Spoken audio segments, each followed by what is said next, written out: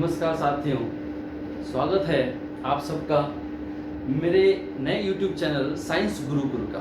जी हाँ, साइंस गुरुकुल मतलब इस चैनल पे हम लोग विज्ञान विषय के बारे में चर्चा करेंगे और शुरुआत जो है वो हम कक्षा 10 विज्ञान विषय से शुरू करेंगे। जी हाँ, माध्यमिक शिक्षा बोर्ड कक्षा 10 की जो विज्ञान विषय का पाठ्यक्रम है उस पाठ्यक्रम को पूर्णतया मैं आपको यहाँ कंप्लीट करवाऊंगा।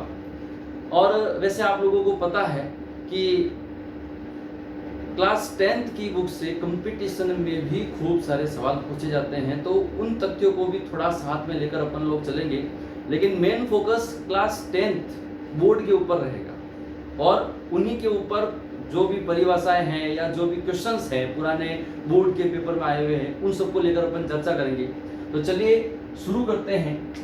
सबसे पहले जो अपन चैप्टर उठा रहे हैं वो है चैप्टर अपना अध्याय 2।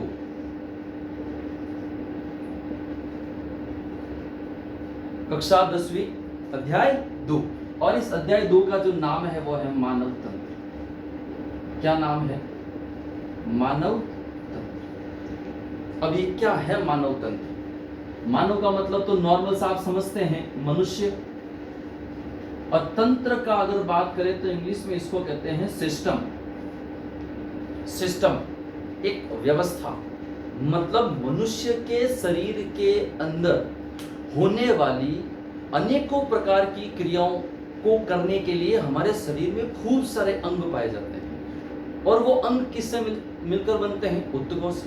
ऊतक किससे बनते हैं? कोशिका से।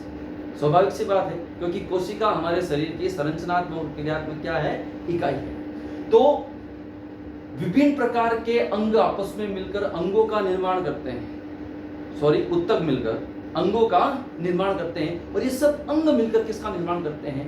तंत्र का निर्माण करते हैं। तो मनुष्य के शरीर को सुचारू रूप से चलाने के लिए जो तंत्र काम में आते हैं, जो सिस्टम्स काम में आते हैं, उन सबको मिलाकर क्या कहते हैं? मानव तंत्र कहते हैं। अब इस मानव तंत्र के अंतर्गत हम लोग जिन जिन तंत्रों की चर्चा करने वाले हैं, एक बार मूल तंत्रों के मैं नाम लिख देता हूं यहाँ पे।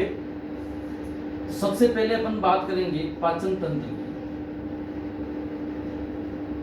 ठीक है, पाचन तंत्र के बाद में जो आएगा वो अपना होगा श्वसन तंत्र। ठीक है, श्वसन तंत्र के बाद में जो होगा वो होगा रक्त परिसंचरण तंत्र। रक्त परिसंचरण तंत्र। और इसके बाद में आएगा अपना उत्सर्जन तंत्र। उसके बाद में आएगा जनन तंत्र। और एक है अपना अंतःस्रावी तंत्र। और एक बाकी रह क्या है?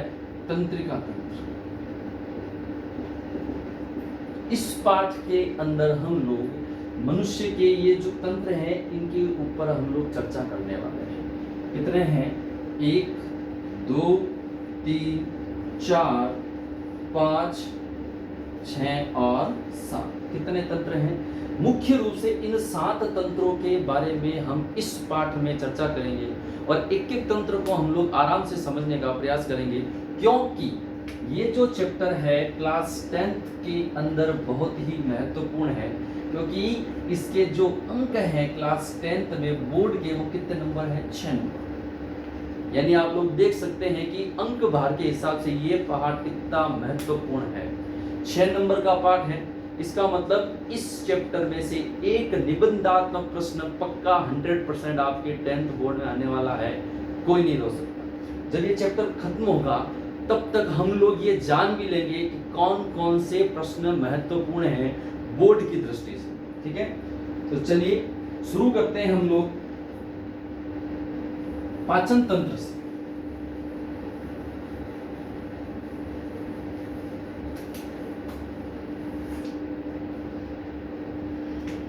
सबसे पहला है अपना नंबर 1 पे पाचन तंत्र। देखिए साथियों, पाचन तंत्र को समझने से पहले हमको इस शब्द को समझना पड़ेगा। पाचन आखिर क्या होता है? पाचन तो देखिए, हम लोग रोजाना भोजन ग्रहण करते हैं। क्यों ग्रहण करते हैं? ताकि हमारे शरीर को ऊर्जा प्राप्त हो सके। इसका क्या अर्थ हुआ कि भोजन के अंदर कुछ तो ऐसा है जो हमारे शरीर को क्या प्रदान करता है? ऊर्जा प्रदान करता है। यानी कुछ ऐसे तत्व हैं जो हमारे शरीर को क्या प्रदान करते हैं? ऊर्जा प्रदान करते हैं। और भोजन में उपस्थित इन तत्वों को क्या कहते हैं? पोषक तत्व कहते हैं। क्या कहते हैं?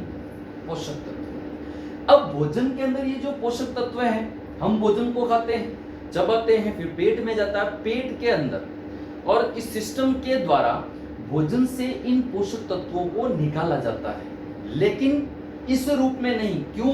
क्योंकि भोजन के अंदर ये जो पोषक तत्व हैं वो किस रूप में पाए जाते हैं? जटिल रूप में पाए जाते हैं। तो हमारा जो सिस्टम है, ये बॉडी, जो मनुष्य का जो ये तंत्र है, कौन सा? मुख्य रूप से पाचन तंत्र, ये पोषक तत्वों के इस जटिल रूप को क्या कर देते हैं? सरलीकृत कर देते हैं। क्या कर देते हैं?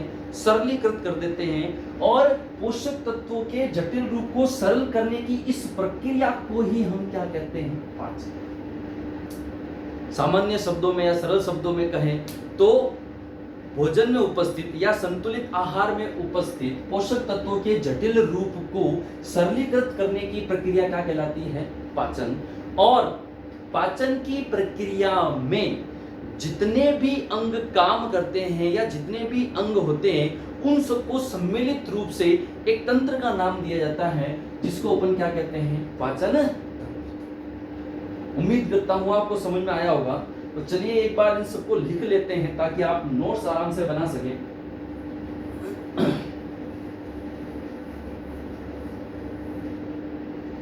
तो इसकी परिभाषा क्या हो जाएगी पाचन की?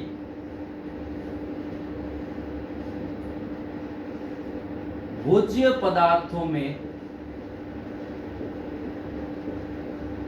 उपस्थित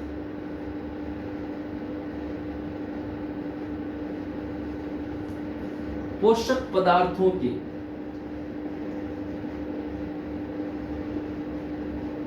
जटिल रूप को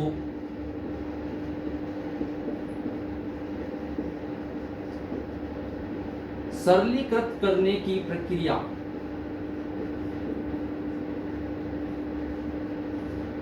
क्या कहलाती है? पाचन कहलाती है। ठीक है। तथा पाचन की प्रक्रिया में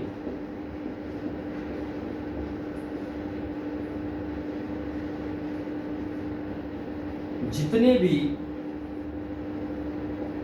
अंग सम्मिलित हैं,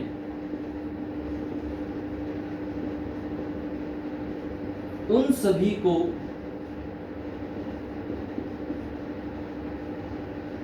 मिलाकर एक तंत्र का निर्माण होता है। एक तंत्र का निर्माण होता है जिसे पाचन तंत्र कहते हैं। क्या कहते हैं? पाचन तंत्र कहते हैं। तो मित्रों, ये हो गई पाचन की और अपने पाचन तंत्र की क्या परिभाषा। अब इस पाचन तंत्र के अंदर कौन कौन से अंग हैं, कौन कौन से अंग का क्या क्या काम है, और लास्ट में पाचन की जो पूरी प्रोसेस है चित्र के सहायता से, वो मैं आपको समझाने वाला हूँ। तो एक बार आप लोग इसको लिख लीजिए, इसका स्क्रीनशॉट ले लीजिए, उसके बाद आगे चलते हैं।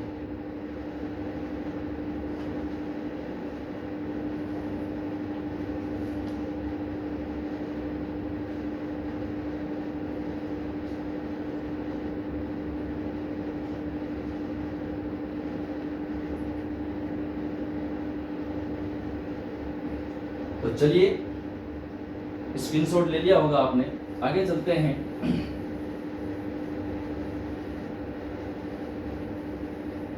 पाचन तंत्र में जो मुख्य अंग हैं उनकी शुरुआत करते हैं। देखिए भाई, पाचन तंत्र में मुख्य रूप से कौन कौन से अंग सम्मिलित हैं उसका एक बार मैं नामोल्लेख कर देता हूं यहाँ पे। सबसे पहला जो अंग है वो है अपना मुख, ठीक है। 2 नंबर पे आता है ग्रसनी, 3 नंबर पे आता है ग्रसिका, या इसी को हम लोग ग्रास नली भी कहते हैं, ठीक है, ग्रास नली। फिर अगले नंबर पे है अपना आमाशय, आमाशय के बाद में है छोटी आंत, छोटी आंत के बाद में बड़ी आंत, और बड़ी आंत के बाद में मल द्वार, ठीक है। तो मुख्य रूप से कितने ये अंग है? 7। अब इनके अंदर भी और भी कई अंग हैं, ठीक है, लेकिन मुख्य रूप से कितने हैं? 7 हैं।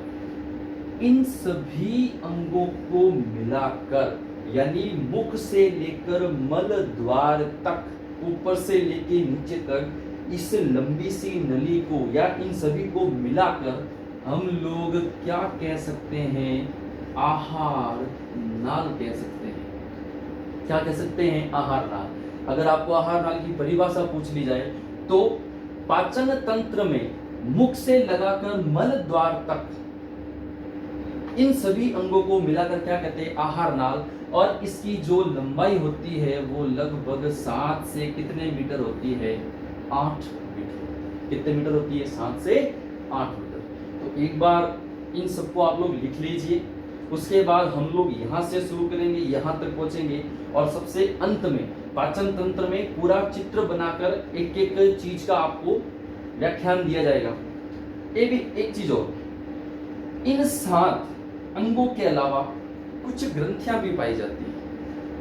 पाचन तंत्र के अंदर कुछ ग्रंथियां भी पाई जाती है, जिसका मैं यहाँ नाम लिख देता हूं। जैसे लार ग्रंथि ये है, दूसरे नंबर पे आता है यकृत ग्रंथि, और तीसरे नंबर पे आता है अग्नाशय ग्रंथि। ये कुछ ग्रंथियां हैं जो पाचन तंत्र में महत्वपूर्ण भूमिका निभाती है। वैसे ग्रंथियां और भी बहुत सारी, अपन अंतःस्रावी तंत्र के अंदर सभी ग्रंथियों के बारे में चर्चा करेंगे जो अपने सिलेबस के अंदर है, लेकिन पाचन तंत्र में इन 3 ग्रंथियों का मुख्य योगदान है, ठीक है। तो एक बार इसका स्क्रीनशॉट ले लें आप लोग, ताकि हम लोग आगे की चर्चा शुरू कर सकें। ले लीजिए।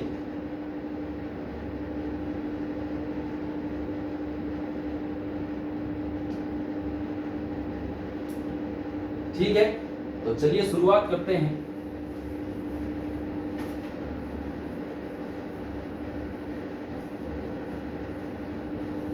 नंबर 1 क्या है? मुख, ठीक है भाई। पाचन तंत्र का पहला भाग मुख, ठीक है। यह मुख गुहा में खुलता है। हमारा मुख, ऊपर 2 होंठ, अंदर दांत, और अंदर का जो ये हिस्सा है, जो खोखला भाग है, इसको क्या कहते हैं? मुख गुहा कहते हैं। तो हमारा मुख कहाँ खुलता है? मुख गुहा में खुलता है। अगली चीज, यह कटोरे नुमा होता है। कटोरे नुमा होता है, ठीक है भाई। अब ये तो हो गई मुख की बात। अब इसके अंदर क्या क्या है? तो मुख में मांसल पेशीय संरचना,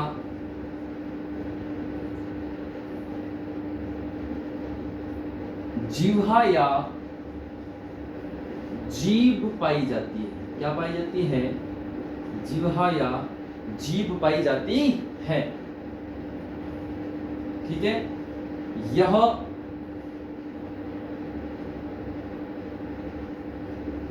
मुख गुहा के आधार भाग के जिह्वा फ्रेनुलम या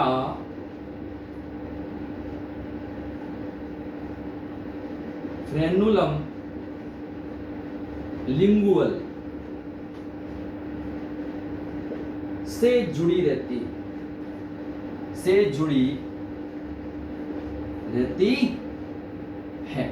ठीक है भाई, मुख में मांसल पेशीय संरचना पाई जाती है जो स्वतंत्र गति कर सकती है अपनी जीभ इधर उधर कहीं पर भी।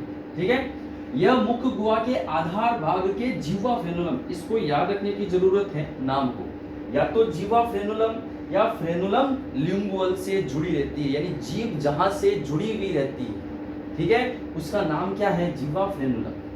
ओके, अब देखिए, मान लिया ये अपनी जीभ है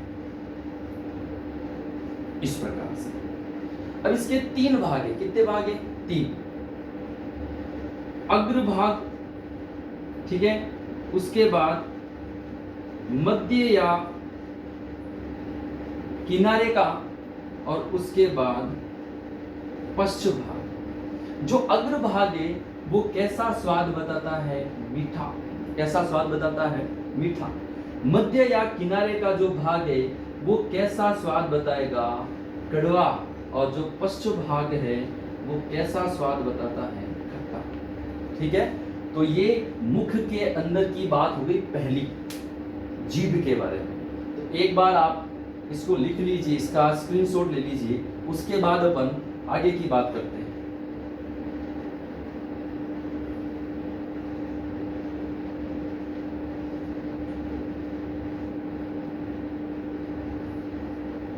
तो चलिए आगे चलते हैं।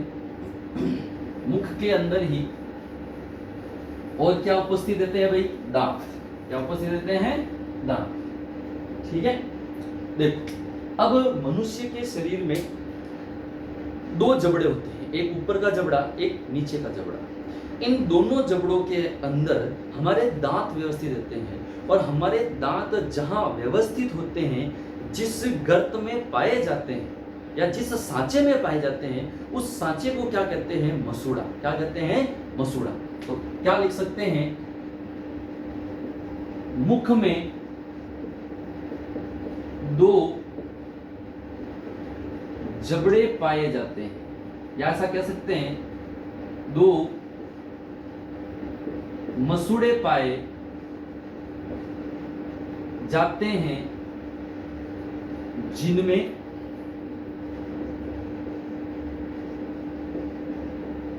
दांत व्यवस्थित रहते हैं। क्या व्यवस्थित रहते हैं, दांत। अगला बिंदु, मसूड़े प्लस दांत बराबर गर्त दंती। मतलब मसूड़े और दांत, इन दोनों को मिलाकर जो व्यवस्था बनती है, उस व्यवस्था को क्या कहते हैं, गर्त दंती।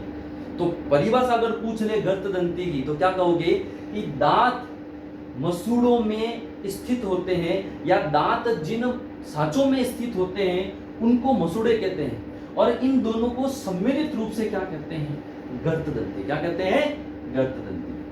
आगे की बात करते हैं, मनुष्य में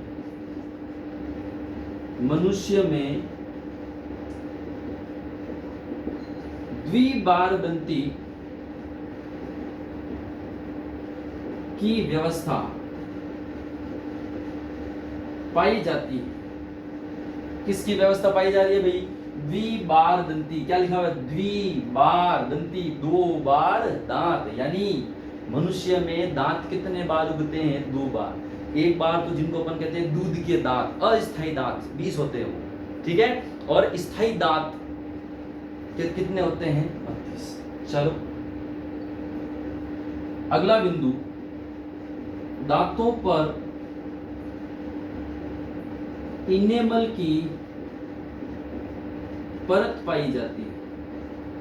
दांतों पर इनेमल की क्या पाई जाती है, परत। ये मनुष्य के शरीर का सबसे कठोर पदार्थ होता है, जो कहां पर होता है, दांतों के ऊपर, इनेमल। अगर पूछ ले मनुष्य के शरीर का सबसे कठोर पदार्थ कौन सा है, तो कौन है, इनेमल। पाया कहां जाता है, दांतों पर। कहां पाया जाता है, दांतों पर। अब आपको पता है कि कभी कभी गर्म या ठंडा खाने से दांतों में झंझनाहट, टीवी में ऐड आते रहते हैं, आपने देखे होंगे, सेंसिटिविटी। तो इनेमल की जो परत है वो धीरे धीरे धीरे टूटना शुरू हो जाती है। अब इसका भी एक रीजन है, अगला जब चैप्टर अपन पढ़ेंगे तब इसके बारे में चर्चा करेंगे। चलो आगे चलते हैं। ठीक है भाई, दांतों पर इनेमल की क्या पाई जाती है, परत पाई जाती है। अब दांत 4 प्रकार के होते हैं। कितने प्रकार के होते हैं भाई, 4 प्रकार के होते हैं। कितने प्रकार के, 4। कौन कौन से, तो सबसे पहला आता है कृतनक, दूसरा आता है रदनक, तीसरा आता है अग्रचवर्णक और चौथा आता है अपना चवर्णक। ठीक है, कृतनक काम क्या इसका, काटने का कार्य करता है। क्या कार्य करता है, काटने का कार्य करता है। और प्रत्येक या टोटल इनकी संख्या कितनी होती है, 8। रदनक का क्या कार्य है, चीरने फाड़ने का कार्य। रदनक का क्या कार्य है, चीरने फाड़ने का कार्य है। इसकी कुल संख्या होती है 4। ठीक है भाई। उसके बाद अग्र चवर्णक और चवर्णक, इन दोनों का जो कार्य है वो क्या होता है, चबाना। ठीक है, लेकिन इसकी संख्या होती है 8 और इसकी संख्या होती है 12। 4 प्रकार के हो गए, कर्तनक काटना, रदनक चीरना फाड़ना। अब देखो चीरना फाड़ना, यहां से एक सवाल बन सकता है, लॉजिकल क्वेश्चन।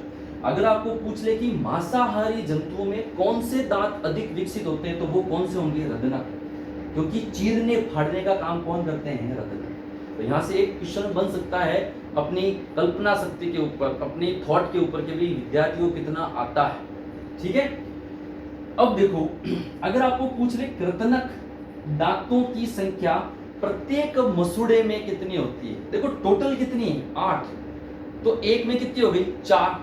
समझ में आ रही चीज, यहां से ये क्वेश्चन भी बन सकता है। पूछ लिया चवर्णक की प्रत्येक जबड़े में या प्रत्येक मसूड़े में, तो टोटल 12 है, आधी कर दो कितनी हो जाएगी, 6। तो टोटल देख लो कितने हो गए, 32 हो गए, 16 ऊपर 16 नीचे। ठीक है, ये है अपने दांत। इसका एक बार आप लोग लिख लो, स्क्रीनशॉट ले लो, फिर अपन आगे की ओर चलते हैं। ले लीजिए।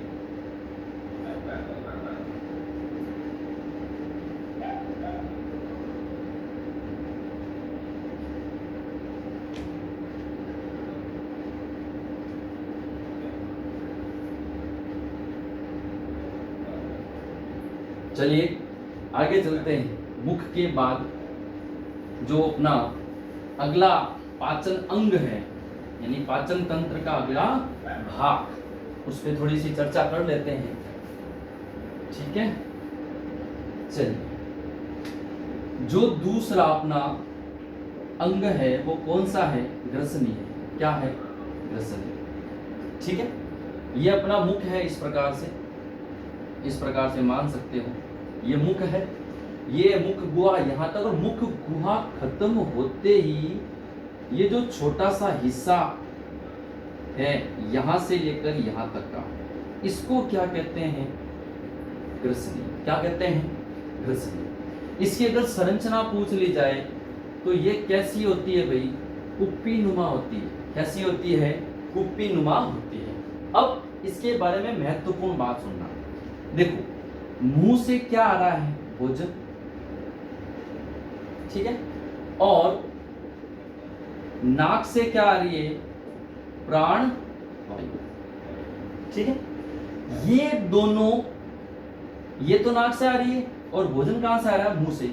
ये दोनों इस ग्रसनी में एक साथ जाते हैं, यानी ग्रसनी शरीर का वह अंग है जहां पर वायु और भोजन एक साथ गति करते हैं। अतः अपन कह सकते हैं कि ये जो ग्रसनी है वो भोजन और प्राण वायु के पथों का क्या करती है, साझा करती है। ये सबसे महत्वपूर्ण बात है ग्रसनी की, पथों का क्या करती है, साझा करती है। ठीक है, तो और इसमें ज्यादा कुछ है नहीं, लिख लेते हैं इसको एक बार फटाफट से। लिखिए इसमें पहला बिंदु,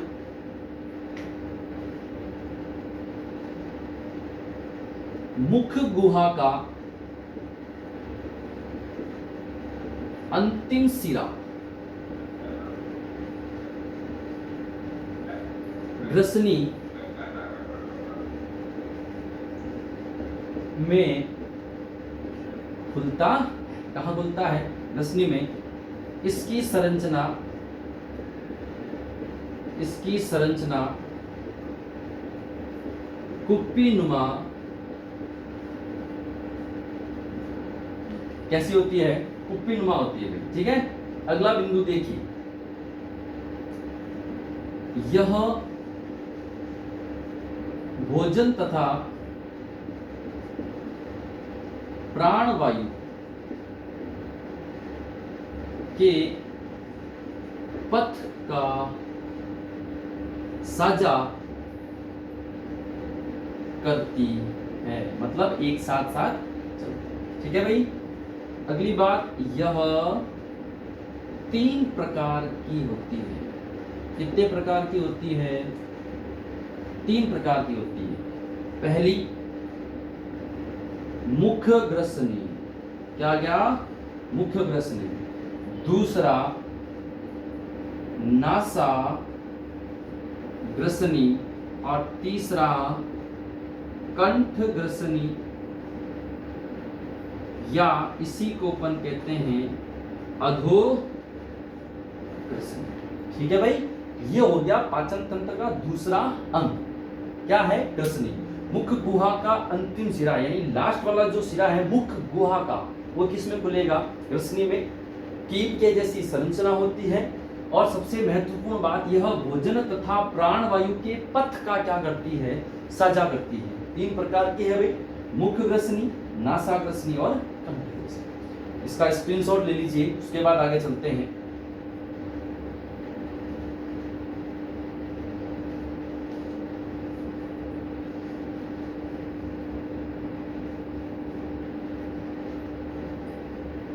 चलिए आगे चलते हैं।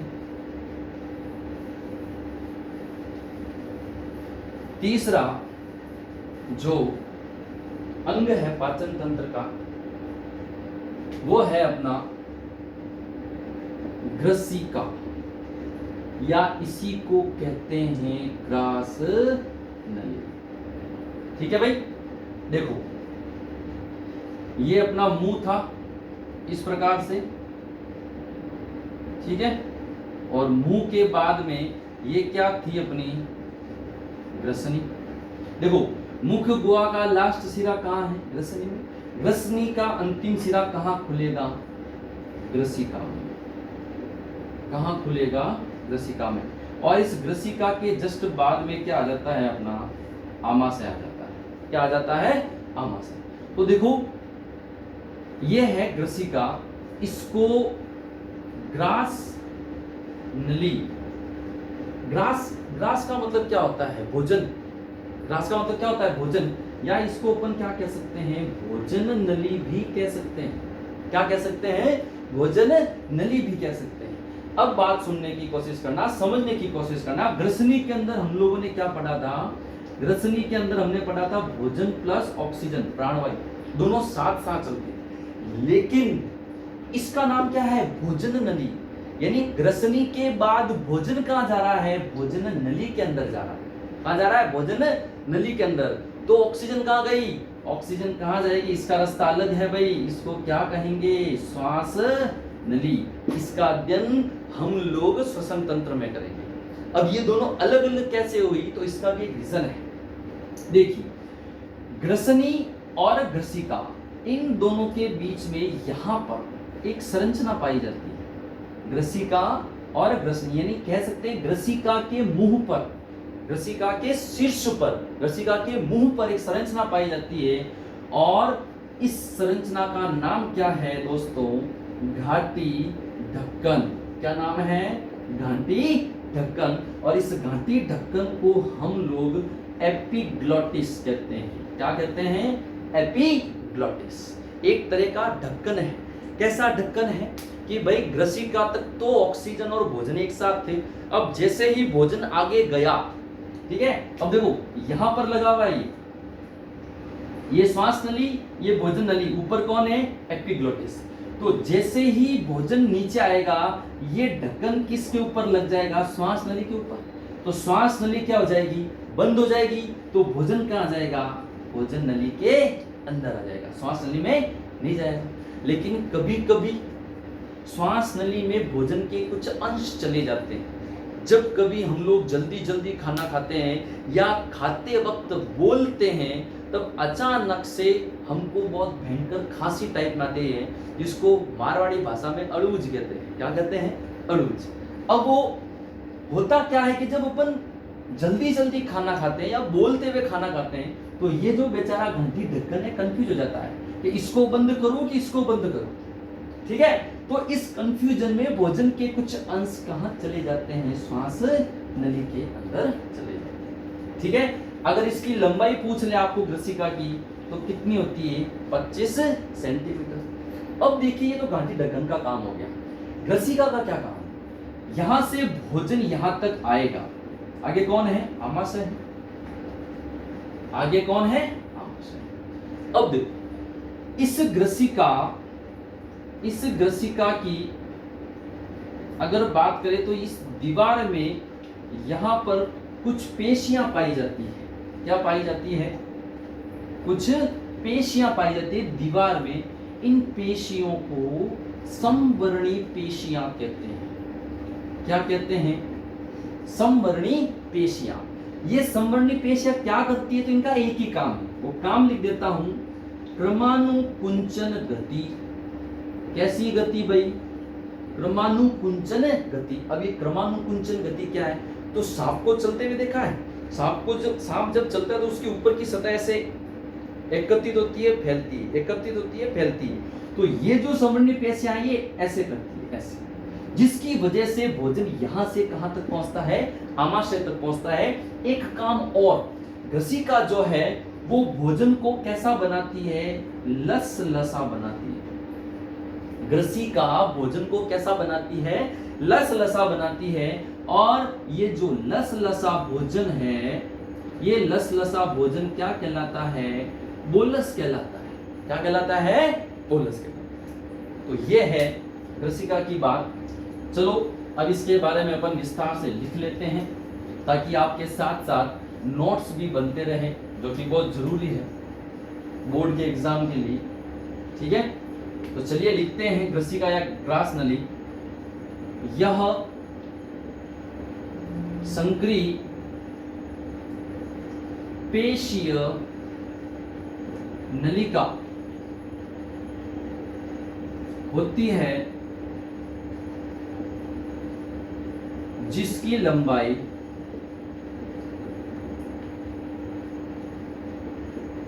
लगभग 25 सेंटीमीटर होती है। कितनी होती है भाई, 25 सेंटीमीटर होती है। ठीक है, अगला बिंदु क्या है, यह भोजन को लसलसा बनाने का कार्य करती हैं, जिसे बोलस कहा जाता है। क्या कहा जाता है, बोलस कहा जाता है। ये शब्द याद रखना। आगे एक शब्द और आएगा, काइम, एक शब्द और आएगा आगे, काइम, आमाशय के अंदर, उसमें भी बताऊंगा। ठीक है, इसको क्या कहते हैं भाई, बोलस कहते हैं। चल, इसकी दीवार में समवर्णी पेशियां पाई जाती है, जो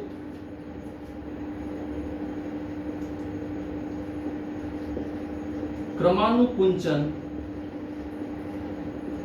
गति द्वारा भोजन को आमाशय तक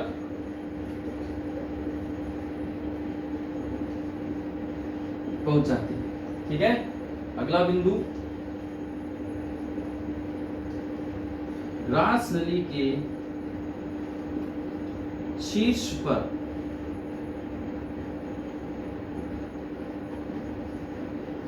एपिग्लोटिस पाया जाता है, जो यह सुनिश्चित करता है कि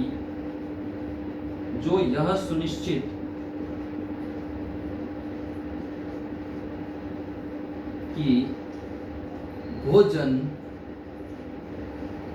श्वास नली में न जाए। ठीक है भाई, ये पाचन तंत्र का तीसरा अंग क्या है? ग्रसिका या ग्रास नली। ठीक है, चलिए एक बार इसका स्क्रीनशॉट ले लीजिए, उसके बाद अपन बात करते हैं आमाशय की।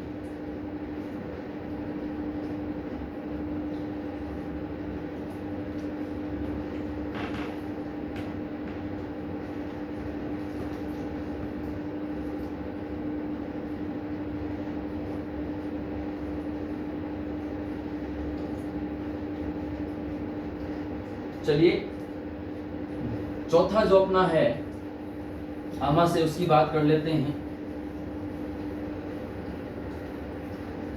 और अगले जो अंग है वो अपन नेक्स्ट वीडियो में पढ़ेंगे।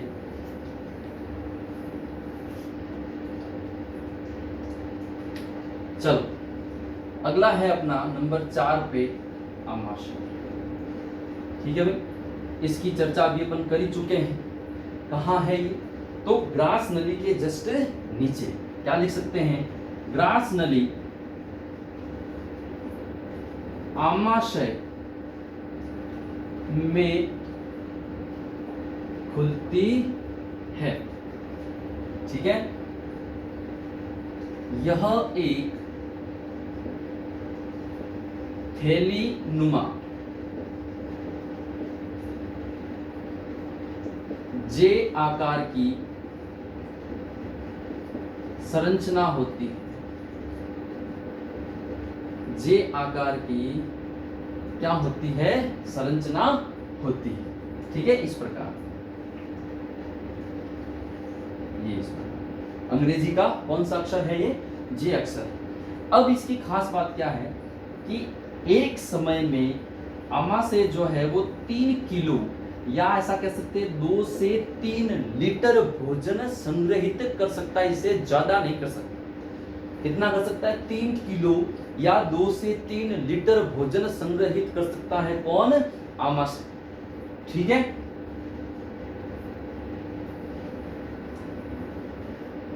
चलो अगली बात करते हैं। आमाशय की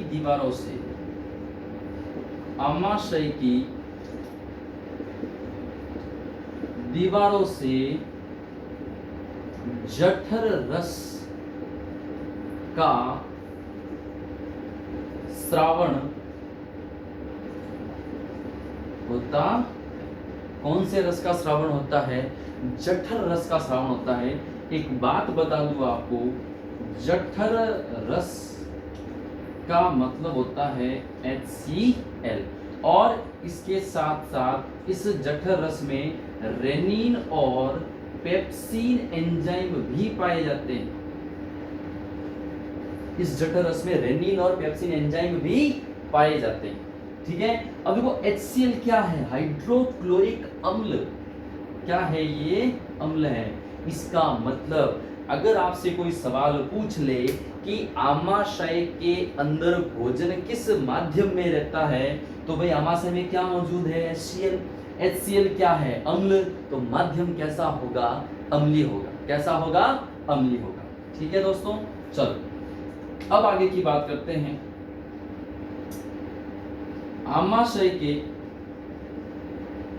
आमाशय में उपस्थित अर्धपचित भोजन को क्या कहते हैं? काइम कहते हैं। क्या कहते हैं? काइम कहते हैं। क्या कहते हैं? चल अगला बिंदु, यह 3 प्रकार का होता है। 3 प्रकार का होता है। कौन कौन सा होता है 3 प्रकार? तो देखिए, सबसे पहला है कार्डियक या जठरागम भाग। कार्डियक या जठरागम भाग सबसे पहला भाग है, यानी आमाशय की शुरुआत होती है ना, वो वाला भाग है ऐसा, ये इस प्रकार से। ठीक है, अब आमाशय की शुरुआत का भाग है तो यहां पे होगा, और यहां से आ कौन रही है? ग्रसिका। ठीक है, तो कार्डियक या जठरागम भाग किससे जुड़ा हुआ है? ग्रसिका से जुड़ा हुआ है। ठीक है भाई, चलो। बीच का जो भाग है उसको कहते हैं फंडिस भाग। आमाशय के बीच का भाग कौन सा है? फंडिस भाग। और सबसे जो लास्ट वाला भाग है वो है अपना जठर निर्गमी भाग। जठर निर्गमी भाग। ठीक है, तो आमाशय के कितने भाग हो गए? 3, कार्डियक, फंडिस और जठर निर्गमी भाग। अब देखिए,